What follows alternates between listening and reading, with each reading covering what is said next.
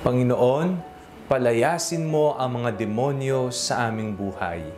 Ako po si Father Fiel Pareha at ito po ang ating segment, ang Daily Devotion, kung saan tayo po ay magdarasal, magbabasa at magninilay kasama ng salita ng Diyos sa buong taon. Manalangin tayo. Sa ngalan ng Ama, ng Anak at ng Espiritu Santo. Amen.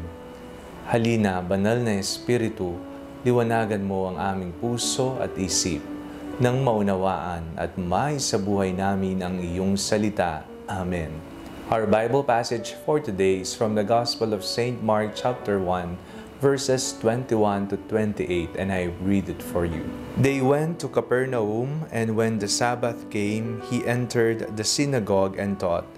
They were astounded at his teaching, for he taught them as one having authority, and not as the scribes. Just then there was in their synagogue a man with an unclean spirit, and he cried out, "What have you to do with us, Jesus of Nazareth? Have you come to destroy us? I know who you are, the Holy One of God." But Jesus rebuked him, saying, "Be silent and come out of him." And the unclean spirit, throwing him into convulsions and crying with a loud voice, came out of him. They were all amazed, and they kept on asking one another, "What is this? A new teaching with authority?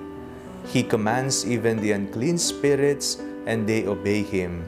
At once his fame began to spread throughout the surrounding region of Galilee. Napaka-interesante ng ating binasang ebanghelyo sa araw na ito. Ang Panginoon ay nagpalayas ng masamang espiritu, ng demonyo, at gumaling ang taong inaalihan nito. Ano-anong mga masasamang espiritu o mga demonyo ang meron tayo sa ating buhay na naghihiwalay sa ating relasyon sa Panginoon, o kaya na may nagtutulak sa atin upang magmukmok na lamang at pailalim sa kapangyarihan ng kasalanan at ng kasamaan. Maari nating ilapit ang mga ito sa Diyos at sabihin natin sa Kanya, Panginoon, palayasin mo ang mga demonyong nananahan sa aking buhay.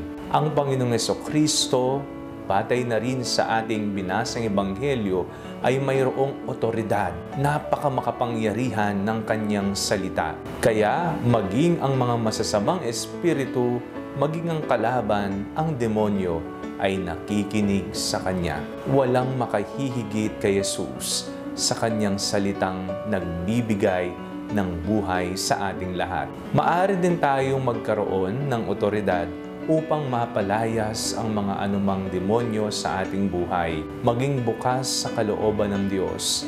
Palaging pakinggan ang makapangyarihang salita ni Jesus. Dagdagan ang ating oras sa pananalangin at palaging piliin ang totoo at ang kabutihan. Sa pamamagitan ng makapangyarihang salita ni Jesus, mapapalayas natin ang anumang masama, ang anumang demonyo sa ating buhay. Manalangin tayo. Panginoon Jesucristo, palayain mo ako sa pagkakaalipin sa kasalanan at sa kasamaan. Anumang uri ng masasamang espiritu o demonyo ang nananahan sa aking buhay, naway tulungan mo po akong makalaya rito. Amen. Sa ngalan ng Ama, ng Anak at ng Espiritu Santo. Amen. Huwag po ninyong kalimutang i-like ang video ito, mag-comment po kayo, and share it with your family and friends. Ang Panalangin Bago Matulog ay may sariling Facebook page na po.